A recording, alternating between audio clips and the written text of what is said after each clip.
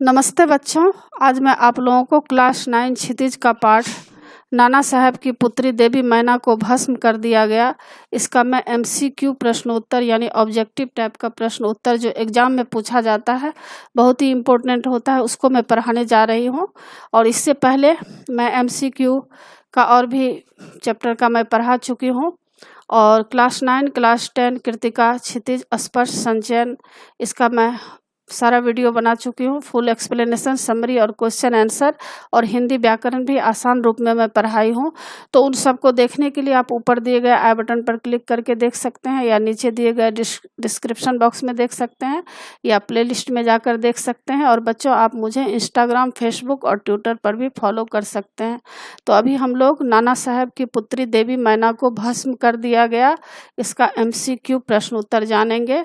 इसको अर्थग्रहण संबंधी बहुविकल्पी प्रश्नोत्तर भी कहा जाता है।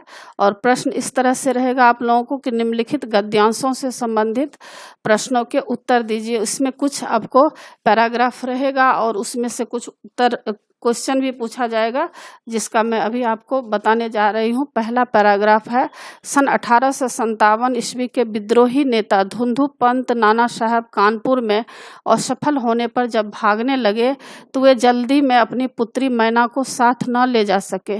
देवी मैना बिठूर में पिता के महल में रहती थी, पर विद्रोह दमन करने के बाद अंग्रेजों ने बड़ी ही क्रूरता से उस पर निरीह और निरपराध देवी को अग्नि में भस्म कर दिया।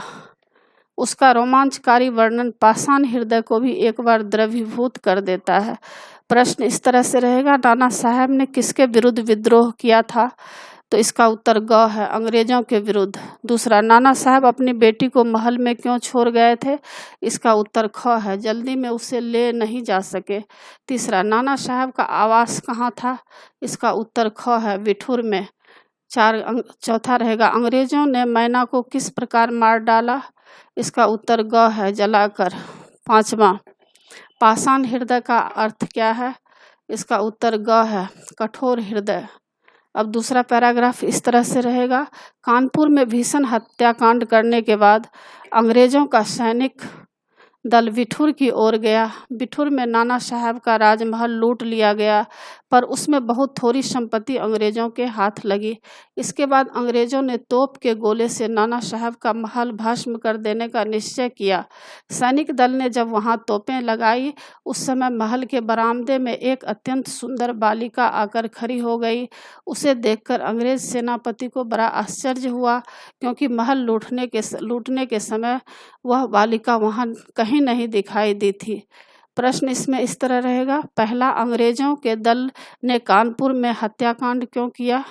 इसका उत्तर ख है, 1857 के विद्रोह की सजा देने के लिए। दूसरा, नाना साहब का महल कहाँ स्थित था? इसका उत्तर क है, बिठूर में। तीसरा, अत्यंत सुंदर लड़की कौन थी? इसका उत्तर घ है, नाना साहब की बेटी मैना। चौथा, अंग्रेज सेनापति का नाम क्या था? इसका उत्तर क होगा, सर टॉमस हे। पांचवा, बालिका महल को लूटते समय कहाँ थी?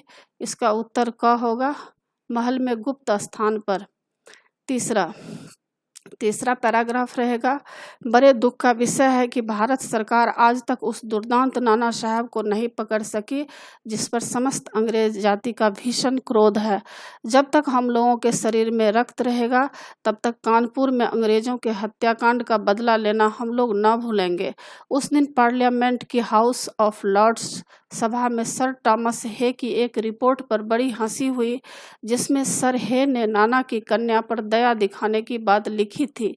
हे के लिए निश्चय ही यह कलंक की बात है, जिस नाना ने अंग्रेज नर नारियों का संहार किया, उसकी कन्या के लिए क्षमा।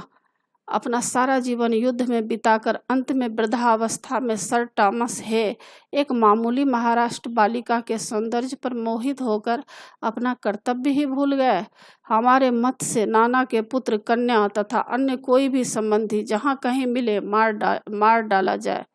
नाना की जिस कन्या से हे का प्रेमालाप हुआ है, उसको उन्हीं के सामने फांसी पर लटका देना चाहिए। इसमें प्रश्न इस तरह रहेगा, अंग्रेज नाना साहब को क्यों पकड़ना चाहते थे? तो इसका उत्तर ग है, अंग्रेज मानते थे कि नाना साहब ने अंग्रेज नर नारियों का संहार करवाया था। दूसरा, नाना साहब को दुर्दांत कहा गया है क्योंकि इसका उत्तर ग है, उन्होंने 1857 के संग्राम में अंग्रेजों के दांत खट्टे किए थे। तीसरा, नाना साहब को पकड़ने का जिम्मा किसका था? इसका उत्तर ग है, भारत सरकार का। चौथा, एक मामूली महाराष्ट्र बालिका किसे कहा गया है? इसका उत्तर घ है, नाना साहब की बेटी मैना को। पांचवा, टॉमस हे की हंसी क्यों उड़ाई गई? इसका उत्तर ग है, उसने मैना को बचाने की प्रार्थना की थी। अब चौथा पैराग्राफ रहेगा, सन 57 के सितंबर मास में अर्धरात्रि के समय चांदनी में एक बालिका स्वच्छ उज्जवल वस्त्र पहने हुए नाना साहब के भग्नावशिष्ट प्रसाद के ढेर पर बैठी रो रही थी। पास ही जनरल आउटरम की सेना भी ठहरी थी। कुछ सैनिक रात्रि के समय रोने की आवाज़ सुनकर वहां गए। बालिका केवल रो रही थी, सैनिकों के प्रश्न का कोई उत्तर नहीं देती थी। इसमें प्रश्न इस तरह रहेंगे, सन 57 का क्या आशय है? तो इसका उत्तर क है, 1857। दूसरा, यह बालिका कौन थी? इसका उत्तर ग है, मैना देवी। तीसरा, बालिका क्यों रो रही थी? इसका उत्तर क होगा, महल टूटने के दुख से। चौथा, बालिका कहाँ रो रही थी? इसका उत्तर ख है, टूटे महल के खंडहर पर। पांचवा, बालिका सैनिकों के प्रश्नों का उत्तर क्यों नहीं दे रही थी? इसका उत्तर ग है, वह दुख के कारण बहुत चुप हो गई थी। आगे पांचवा पैराग्राफ रहेगा, मैना उसके मुंह की ओर देखकर आर्त स्वर में बोली, मुझे कुछ समय दीजिए जिसमें आज मैं यहाँ जी भरकर रो लूं। पर पाषाण हृदय वाले जनरल ने उसकी अंतिम इच्छा भी पूरी होने न दी। उसी समय मैना के हाथ में हथकड़ी पड़ी हुई, वह कानपुर के किले में लाकर कैद कर दी गई। उस समय महाराष्ट्रीय इतिहासवेत्ता महादेव चिटणवीस के बाखर पत्र में छपा था, कल कानपुर के किले में एक भीषण हत्याकांड हो गया। नाना साहब की एकमात्र कन्या मैना धधकती हुई आग में जलाकर भस्म कर दी गई। भीषण अग्नि में शांत और सरल मूर्ति उस अनुपमा बालिका को जलती देख सबने उसे देवी समझकर प्रणाम किया। इसमें प्रश्न इस तरह रहेगा, आर्त स्वर का अर्थ है क है, करुण स्वर। दूसरा, मैना कुछ समय क्यों चाहती थी?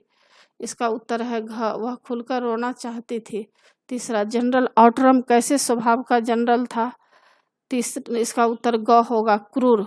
चौथा, कन्या मैना को किस तरह मार डाला गया? इसका उत्तर घ होगा, जलाकर। पांचवा, लोगों ने मैना को किस प्रकार श्रद्धांजलि दी? इसका उत्तर होगा, देवी के रूप में, ख।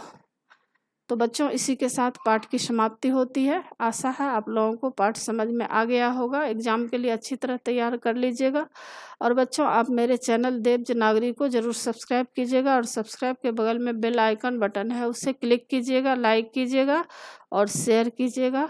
कमेंट्स जरूर कीजिएगा कि आपको यह पाठ कैसा लगा। नए पाठ के साथ फिर मैं मिलूंगी बच्चों। धन्यवाद।